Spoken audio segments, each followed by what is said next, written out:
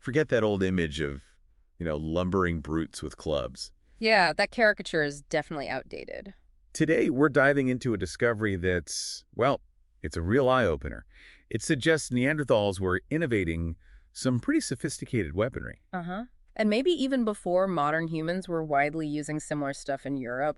Exactly. We're talking about this newly analyzed bone projectile point. That's the one. Found in Mezmaiskaya Cave, way up in the Caucasus Mountains, about, 1,300 meters altitude? Yeah, pretty high up.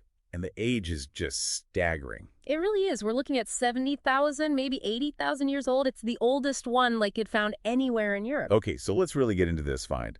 We've got the actual archaeological paper detailing all the science. The nitty-gritty analysis. And some news reports that really highlight why this is such a big deal. Right, putting it in context. And for you, listening, this is a fantastic chance to maybe ditch some of those old, frankly wrong ideas about Neanderthals. And see their ingenuity firsthand.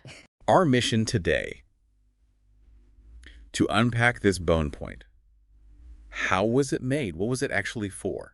And crucially, what does it tell us about Neanderthal technology, their hunting, their minds, really? So the cave itself, Mezmaiskaya, you said it's key. Absolutely. The specific layer where it was found, a Middle Paleolithic layer, that's the period we associate strongly with Neanderthals. Okay. Dates to around that 70,000 year mark.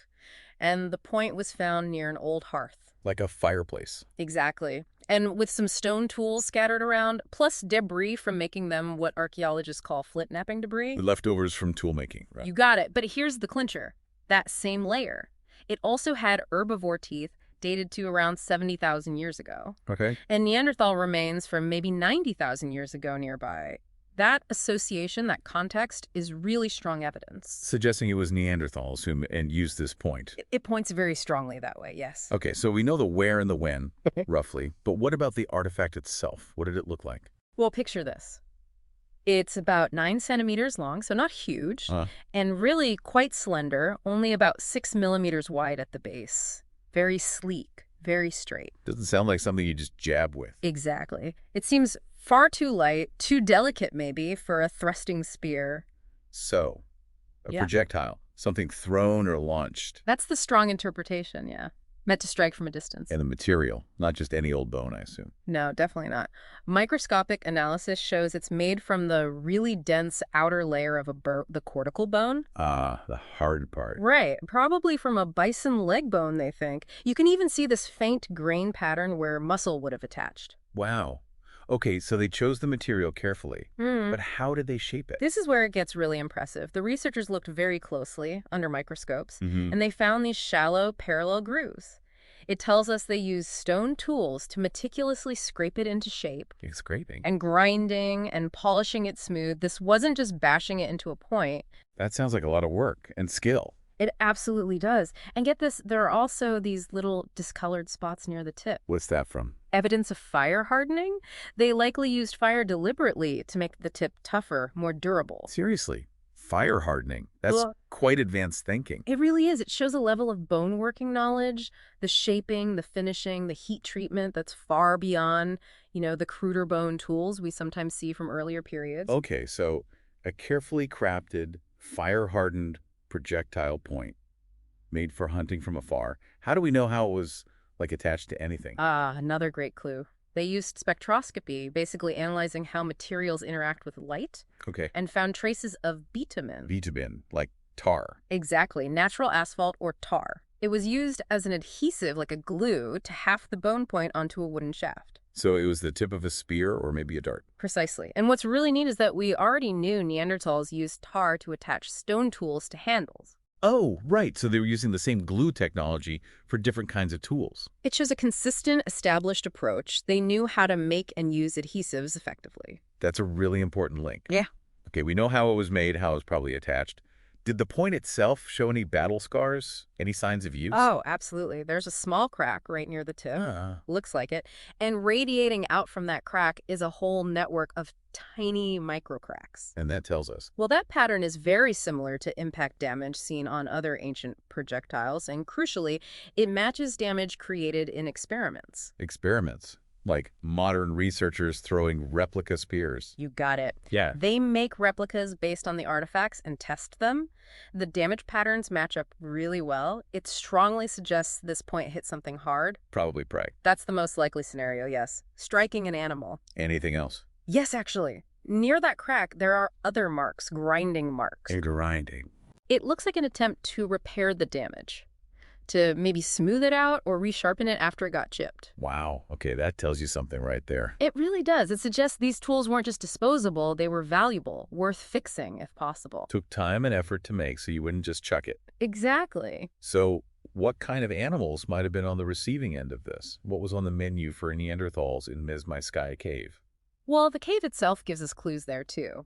Archaeologists found lots of animal bones in those layers. Like what? Some bird bones, small mammals, but also plenty of larger game. Things like bison, deer, relatives of modern horses, even wild sheep or goats. So plenty of potential targets for a weapon like this. Definitely. Animals that would require effective hunting tools, perhaps even projectiles to hunt safely and successfully. Okay, this is fascinating stuff, but let's pull back a bit. What's the really big picture here? Why is this one bone point causing such a stir? I think the biggest takeaway really is that this looks like evidence of independent invention. Meaning, Neanderthals in Europe seem to have developed this bone projectile technology on their own. Crucially, this find predates the time when Homo sapiens were widely using similar bone points in this part of the world. So they weren't just copying modern humans. That's what this strongly suggests. It challenges that older, somewhat simplistic idea that most Neanderthal advancements came only after contact with Homo sapiens. It flips the script a bit, doesn't it? It really does. It adds to this growing mountain of evidence showing Neanderthals had complex behaviors, things we used to think were exclusive to modern humans. Like what other kinds of things? Well, we're talking specialized tool production, not just stone, but bone, too. Using adhesives like this tar, sophisticated hunting strategies, Right. and potentially other things, maybe even symbolic behavior, though that's more debated. But this fits that pattern of greater capability. But the researchers mentioned that this Neanderthal bone point tech was still nascent, kind of early stage compared to later stuff. Yes, and that's an important nuance. Their bone projectile technology might not have been as widespread, or perhaps as refined, as what Homo sapiens developed later in the Upper Paleolithic. So not quite the same level. Perhaps not eventually, no. But the key point here is the independent development. It shows they were innovating, finding their own solutions, using the materials and knowledge they had. It wasn't necessarily about reaching the exact same point as Homo sapiens at the exact same time. It's about their own path of innovation. Precisely. And we see other signs of their ingenuity, don't we? Other bone tools used for tasks like working hides, possible evidence for jewelry, maybe even making rope using pigments like ochre. This projectile point fits right into that broader picture. It paints a much more dynamic picture of them. And thinking about how rarely organic things like bones survive for tens of thousands of years. Oh, absolutely. The archaeological record is heavily skewed towards stone because it preserves so well. So finding a well-preserved bone tool like this is huge. It's incredibly significant. It gives us a direct window into a part of their technology that's often invisible.